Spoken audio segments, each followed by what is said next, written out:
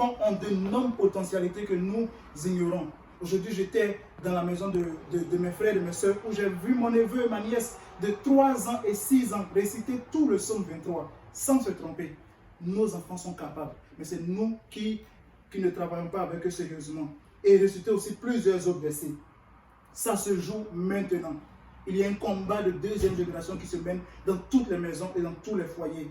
Proverbe 22, verset 6 nous dit: enseigne à l'enfant la voie qu'il doit suivre, et quand il sera vieux, il ne s'en détournera pas.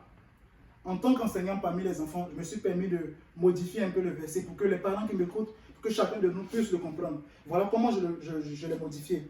Enseigne à l'enfant ce que tu sais. Enseigne à l'enfant ce que tu fais.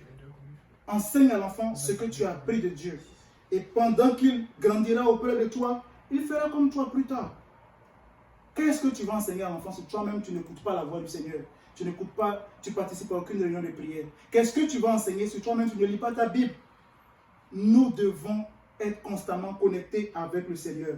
Vous savez, aujourd'hui, on a beaucoup d'occasions d'entendre la parole de Dieu. Il y a des prières sur Zoom à tout moment. On a beaucoup de services. Chaque jour, il y a un service. Lundi, mardi, mercredi, tous les jours, il y a un service. On a la possibilité de nous connecter et de réécouter les services qui se font. Mais nous devons trouver le temps de le faire. Quelqu'un va me dire, je n'ai pas le temps de le faire. Dieu nous a donné le temps, 2 mois et demi que nous sommes à la maison. Et tu n'as toujours pas le temps de le faire. Ressaisissons mes frères, car il n'est pas encore trop tard. Le Seigneur Jésus dit dans Matthieu chapitre 16, verset 26, « Et que servirait-il à un homme de gagner tout le monde s'il perdait son âme? Ou que donnerait un homme en échange de son âme? » Vous savez, l'âme de nos enfants contre le Seigneur Jésus. Et Satan veut leur âme. Si nous voulons que nos enfants impactent leur génération, ça prend que nous les impactons par notre engagement pour le Seigneur. Amen. Nous devons aussi porter notre croix parce que les temps sont mauvais. Vous savez, tous les chrétiens du monde aujourd'hui savent que quand on lit Matthieu 24, ça confirme tout ce que nous vivons.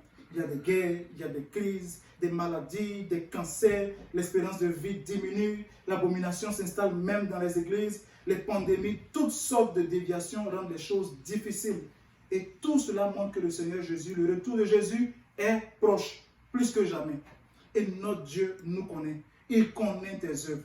La Bible dit dans Apocalypse 3, le verset 16, « Je connais tes œuvres. Je sais que tu n'es ni froid, ni bouillant. Puisses-tu être froid ou bouillant? Ainsi parce que tu es tiède et que tu n'es ni froid ni bouillant, je te vomirai de ma bouche. » Vous savez, le confinement a été l'occasion pour beaucoup de nos frères qu'on peut voir en ligne d'apprendre à jouer du piano, de s'améliorer. Pour beaucoup d'autres, de gagner des âmes à travers des études bibliques. Mais il y a un groupe qui est devenu tiède. Il y a des gens qui sont devenus tièdes. Et si tu es dans ce groupe-là, écoute ce que la parole du Seigneur dit. Il y a beaucoup de baptêmes durant cette période. Baptême d'eau, baptême du Saint-Esprit. Parce qu'il y a des gens qui parlent. Mais toi, à qui as-tu parlé pendant cette période? 2 mois. As-tu parlé au moins à une personne? À ton voisin, à ton collègue, à ton père, à ta mère, à quelqu'un de ta famille? À quoi a servi ton Internet?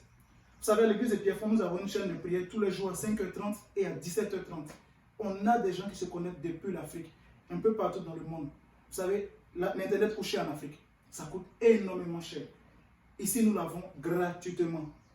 Mais, vous savez, malgré qu'on l'a gratuitement, il y a plusieurs personnes qui ne se connectent jamais au service JPNL, jamais au service de lundi, mardi, mercredi, jeudi. Le dimanche, c'est encore difficile même pour des personnes de se connecter.